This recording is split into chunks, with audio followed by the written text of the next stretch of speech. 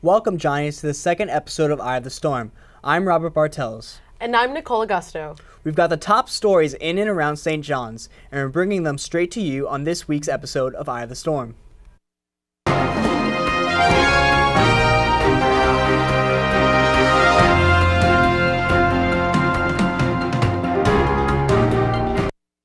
For our top story, we look to North Dakota, where the protesting and fallout of the Dakota Access Pipeline's construction continues to dominate headlines. For those unaware, the widely covered protests have been centered around the building of a crude oil pipeline spanning over 1,100 miles and passing through 4 states. Many groups, from environmentalists citing the danger behind transfer of oil through such a large section of land, to the Native American tribes fighting to protect the sacred land granted back to them by the United States government, have been working to prevent this project from proceeding. Recent reports out of the Los Angeles Times have shown that some of the protesters are being kept in dog kennels, and that protests crossing their way into the U.S. governmental property are facing sentences up to life in prison.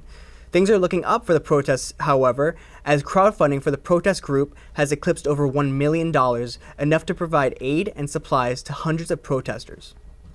Here at St. John's, the theme of activism continues, as for a second year in a row, the group known as Feminists Unite looked to be recognized as an official organization under the student government. The group, led by President Destinee Alaga and Vice President Megan Solomon, have said that they want to, quote, create a space for open discussion and sharing, a place where all of us can come to terms with the ways that we've encountered oppression in our lives. The club hopes to fill in the gaps that many facets of college-sponsored programs usually fail to cover, such as contraception. Things are looking up for the group, with SGI President Chiara Muccio having shown her support for the group in an official email, believing that the group will have a positive impact on the SJU community. The United States now has another majestic and beautiful animal to celebrate. The American bison has been designated the national mammal of the United States. The American bison population has been dwindling over the last few hundred years here in the United States, with only 30,000 remaining in mainland United States. As of 2015, the past Tuesday's ceremony crowning the animal's new title coincides with the beginning of Native American Month. And in a comforting development for cyber users, Firefox has just announced that their most recent updates have made huge strides in protecting the privacy of their users. The biggest move of this new update will disable the ability for websites to track their users by how much battery life they have. Developers cited that this ability could lead to websites being able to access other information as well as personal data from their users. This past Monday was Halloween, which gave many the whole weekend to take part in festivities. Our correspondent Delilah Hernandez was on campus to ask students what their plans were for the holiday. Hi guys, I'm Delilah Hernandez here standing in front of the University Career Service Center. It is officially November, meaning Halloween has ended. We're going to go around campus asking students what they did for the holiday. Here we go. So what'd you do for Halloween? I dressed up as Drake and I just fooled people. I went trick-or-treating a bit, got to spend time with, a lot of my little nephews and nieces and things like that. Did you make their hotline bling? I sure did. I made their hotline bling. What else? I'm trying to think of some Drake references, but I can't think of any right now. Did you eat any candy? I ate a lot of candy. I had a lot of Reese's cups, those peanut butter cups. So what'd you do for Halloween? I actually went home and helped my parents distribute candy to the trick-or-treaters that came by my house. And later, I actually took my niece and nephew trick-or-treating. It was the first time for my niece, and it was kind of a special event for her. That's really sweet. So what'd you do for Halloween? I went dancing with my friends. We went out into Manhattan, had a really good time. Went trick-or-treating afterwards. There was still a bit of time for that. I dressed up as Darth Vader, so that was really great.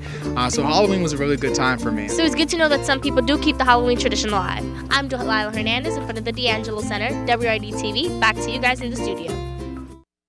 Delilah, it's been quite a ride in the world of sports this week. And here to give us all the details on what went down is SportsWire's Paraskevas Xenophontos and Jennifer Hugg. Thank you, Robert and Nicole. Welcome to SportsWire. I'm Paraskevas Xenophontos. And I'm Jennifer Hugg. New seasons are underway and some are coming to an end. The St. John's men's basketball team had their first exhibition on Halloween against Baruch at Carnesecca Arena. There were no tricks, but only a treat to the Johnny faithful, as the Red Storm was victorious 99-49. Sophomore guard Federico Musini led the team with 21 points, going 3-6 behind the arc. while freshman forward Richard Freudenberg was impressive in his debut, draining with his first 4 buckets and finishing with 12 points, 5 rebounds, and 4 assists. The Red Storm opened their official season on Friday, November 11th, against Bethune-Cookman at Carnesecca Arena. Basketball season tipped off last week, and the new-look New York Knicks have been on full display. This offseason, the Knicks saw what was very close to a total rebuild, introducing a new head coach and a few new star-quality players, giving Knicks fans some hope for a very competitive season. With a new season comes new faces, and the Knicks sure have a lot of them. Coach Jeff Hornacek looks to bring a defensive intensity and grit to the team that will allow them to compete with the best in the East in his first season as head coach. Newly acquired guards Derrick Rose and Courtney Lee and center Joakim Noah joined Carmelo, Porzingis, and the gang on the quest to bring the playoffs back to New York. Rose's aggression, paired with Noah's leadership and Lee's defensive ability, could put the finishing touches on a roster that already had a lot of potential. Although the team lost the season opener to LeBron and the Cavaliers, they quickly bounced back to win their home opener against the Grizzlies at the Garden this past weekend in front of a sold-out crowd. The Knicks then went on to play the Detroit Pistons and the Houston Rockets, but couldn't secure a win from either team. Even though the Knicks are just underway and they had their early struggles, don't give up on them just yet. While the Giants had a bye week, the Jets entered Week 8 of the NFL season with a 2-5 record, heading into a road matchup with the 0-7 Cleveland Browns. The Jets managed to defeat the Browns 31-28 after trailing 20-7 at halftime and scoring 24 unanswered points after the half, coming back in remarkable fashion. Jets running back Matt Forte rushed for 82 yards and 2 touchdowns. The Jets head to Miami this Sunday to play division rival, the Dolphins, while the Giants host division rival, the Philadelphia Eagles. After having the longest World Series drought, the wait is finally over. The Chicago Cubs have won the 2016 World Series after defeating the Cleveland Indians. It was a superb series that went all the way to Game 7, when the Cleveland Indians couldn't find a way to hold off the Cubbies after being up 3-1. This is the Cubs' first World Series win in over 108 years, and when they say trust the process, really, trust the process. Cubs utility player Ben Zobrist won the World Series MVP, and Cubs general manager Theo Epstein helps another team end their long World Series drought. Congratulations to both teams on an amazing season, and we look forward to seeing you next year. Well, that's all we have for today's episode of Sports Wire. I'm Balas que Vaxan Fondos. And I'm Jennifer Hugg. Back to you, Robert and Nicole. Such an exciting end to a memorable series. Congrats to the Chicago Cubs. We'll be right back after this commercial break. In other news, Donald Trump reports he won the debate because he talks a lot. Looks like death is back at it again, and this time, no one's safe. You know who else is cute? Me! No, absolutely not. Get a grip, Deanna, we're live.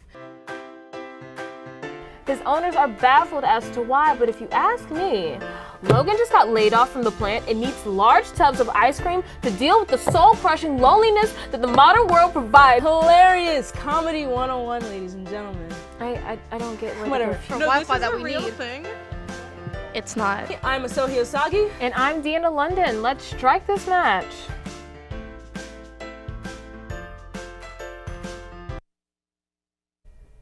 And we're back. Now we take it over to gossip gurus Denise Jimenez and Brittany Joseph for this week's edition of Entertainment Now. Hello everyone, I'm Denise Jimenez. And I'm Brittany Joseph, and we're here to catch you up on all the latest gossip in Hollywood.